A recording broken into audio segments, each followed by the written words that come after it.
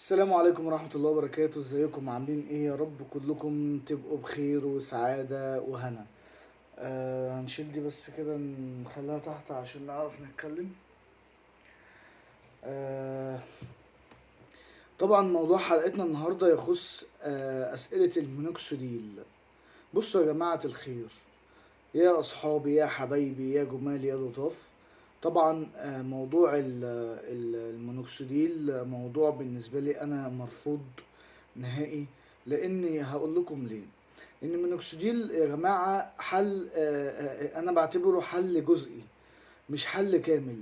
بمعنى ايه؟ بمعنى ان انت حضرتك بتروح للدكتور مثلا، ويلاقي عندك صلع وراثي، ويقول لك اعمل معاه متابعه والكلام ده كله، ويقول لك استخدم مينوكسيديل لفتره معينه. تمام. وطبعا في ناس بتعمل عمليه زراعه شعر وبعد كده بيستخدموا المينوكسيديل، وده هنرجع له تاني نتكلم فيه تاني. لان طبعا غلط ان انا بعد ما اعمل زراعة شعر طبيعي وخلاص ان انا بدأت اعالج الموضوع، الدكتور يرجع يقول لي استخدم مينوكسيديل تاني. ده طبعا مرفوض بالنسبة لي، ومرفوض لانه غلط مش صح. انا دلوقتي عملت عملية زراعة شعر طبيعي. ليه اسمها عملية زراعة شعر طبيعي؟ لان انا عايز اعالج شعري اللي وقع وعايز ارجعه تاني، مش استخدم مينوكسيديل وارجع تاني استخدم مونوكسيديل واجيب. بصوا يا جماعه، انا مفيش منتج، الحمد لله رب العالمين، الحمد لله رب العالمين، مفيش منتج انا ما جبتوش. كل المنتجات اللي في السوق، زيت البرهان، زيت املة، زي مينوكسيديل، مينوكسيديل 5%، مينوكسيديل 3%، هير باك دوت. في حاجة اسمها هير تقريبا نيو هير باك او حاجة زي كده. كل ده استخدمته وعملت حلقات قبل كده، بس واضح ان انتوا بتنسوا.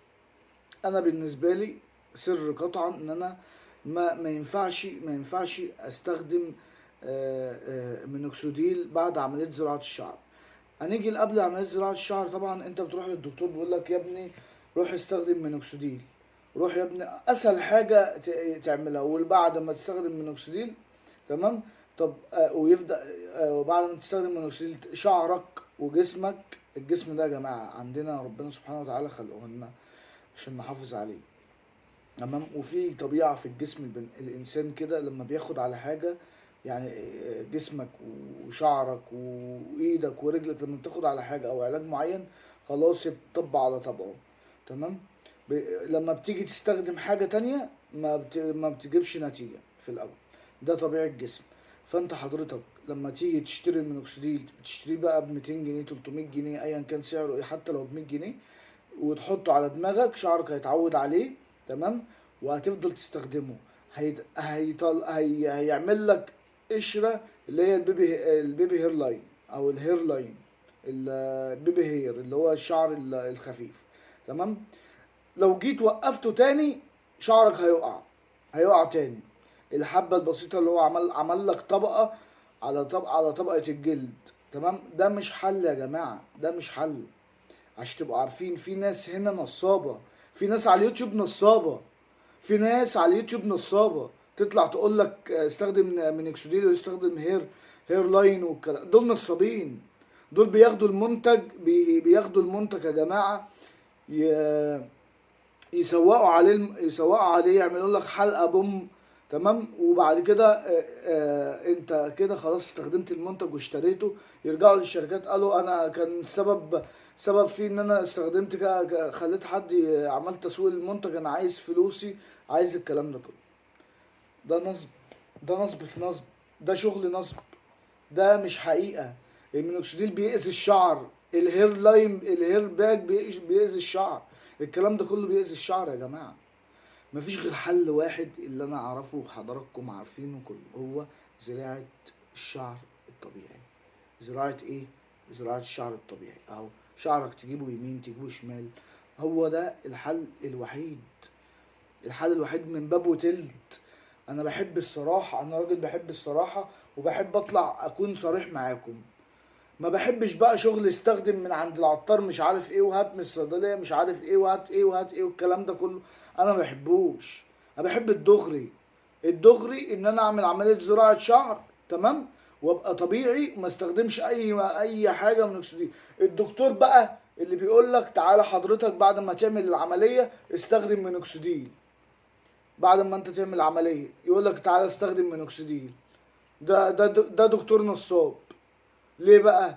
هقول لك ليه. حضرتك بعد ما بيقول لك استخدم مينوكسيديل، حاجه من الاتنين، يا دكتور نصاب يا اما دكتور عايز يريح دماغه منك. يعني ايه يريح دماغه منك؟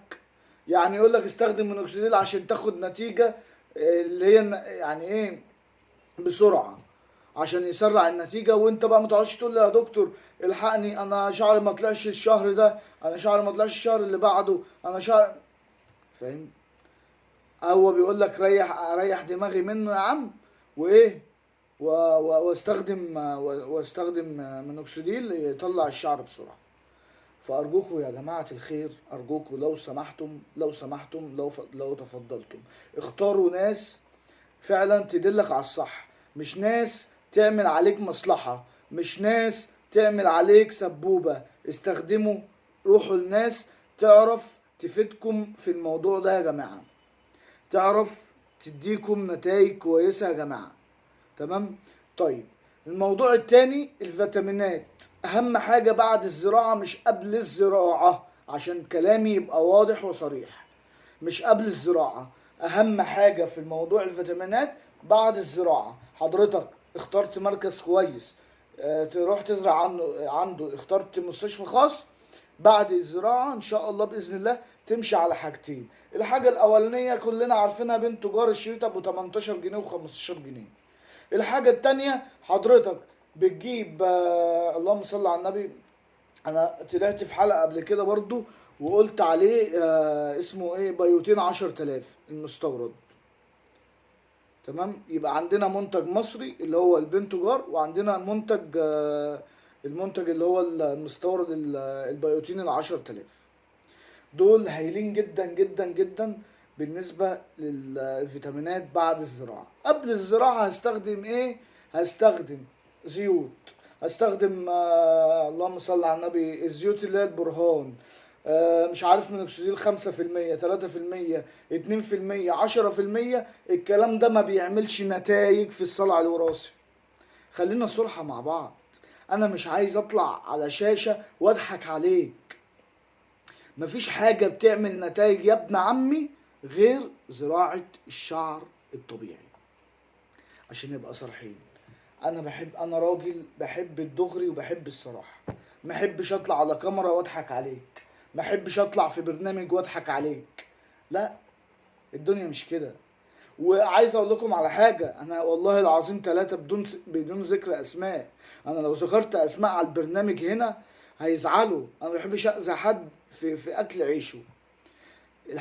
الحاجة اللي انا بخاف منها جدا ان انا اذي حد في اكل عيش. بس ده ما بقاش اكل عيش، بقى سبوبة ونصبايا، بيعملوا عليك نصبايا وانت حضرتك بتصدق، وانت حضرتك بتروح تقول له اشتري منين، وانت حضرتك بتروح تقول له الوصفة اللي من عند العطار دي اجيبها منين، اعملها ازاي.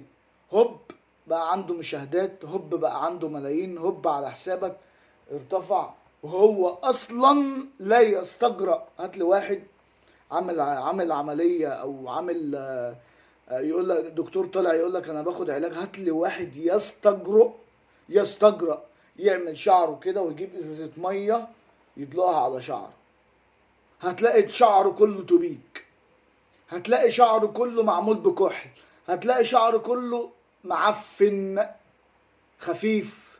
بعد ما يقع الميه على شعره، يجيب ميه ويحطها على شعره كده، تمام، هتلاقي كل ده خفيف.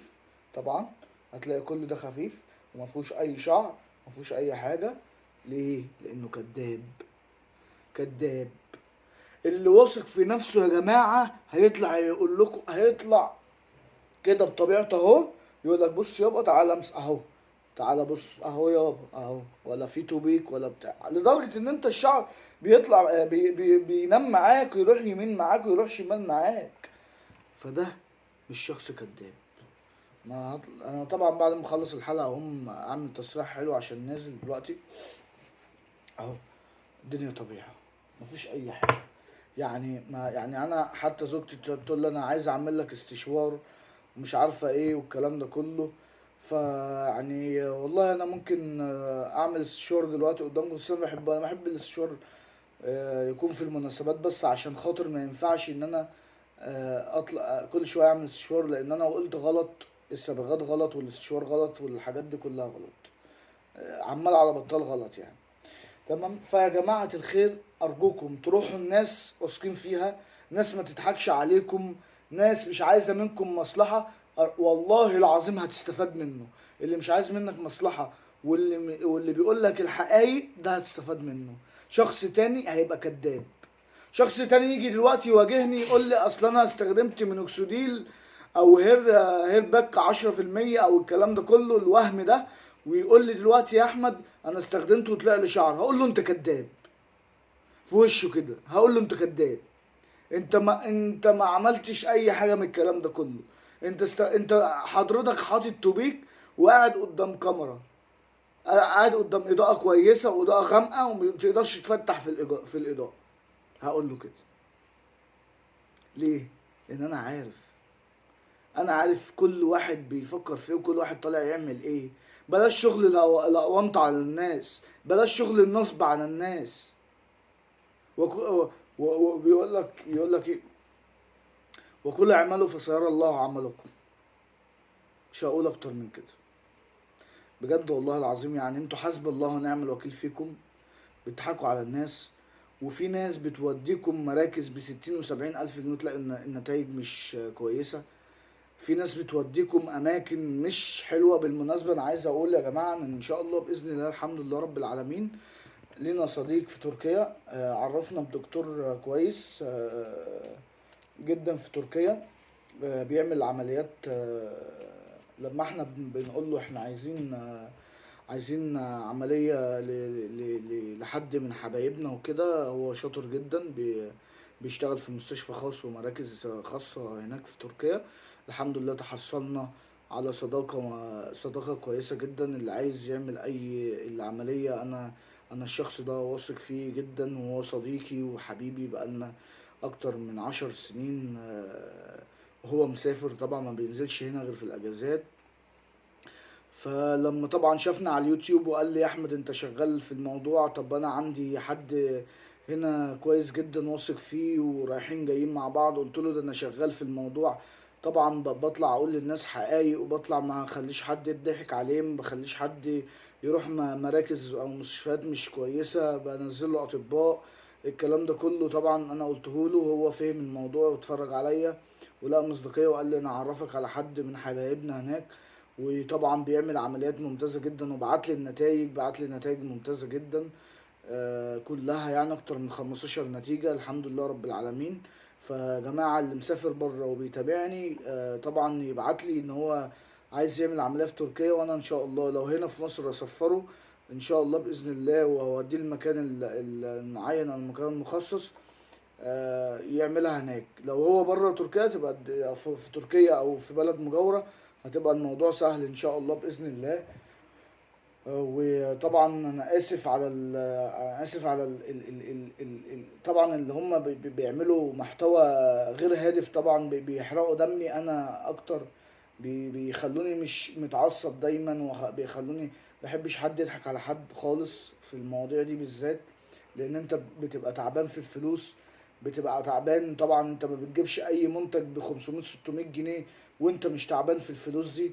الناس بقى اللي مش تعبانه في الفلوس دي وهي حره، لكن انا عن نفسي ما بحبش النصب. ويا جماعه الخير اللي على اليوتيوب اللي بيقدموا محتوى زي كده، خليكم مع ربنا سبحانه وتعالى، ما تضحكوش على حد عشان هنتحاسب على الناس دي.